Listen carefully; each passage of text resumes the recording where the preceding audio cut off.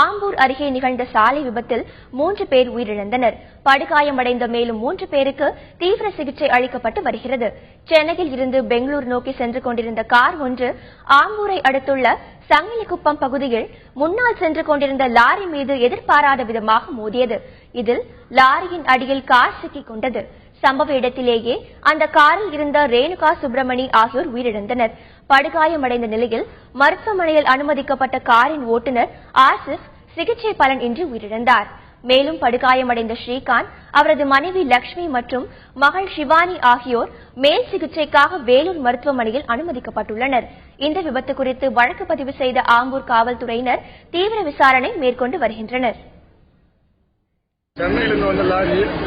ஓரக்கட்டிருந்து திருப்பதி தான் நான் குறுக்க வந்ததுனால பின்னால் வந்த கார் கண்ட்ரோல் இல்லாமல் வண்டியில் முட்டிச்சு. பின்னால் வந்து 5 பேர், அதில் நான் 3 பேர் ரொம்ப கவலைக்கிட்டமாக போய்க்கிறேன் ஹாஸ்பிட்டலில். 2 பேர் ஸ்பாட் அவுட்டு. நீங்கள் இந்த கார் ஓட்டிங்கன்னா கொஞ்சம் நிதானமாக ஓட்டினீங்கன்னா நல்லாயிருக்கும்.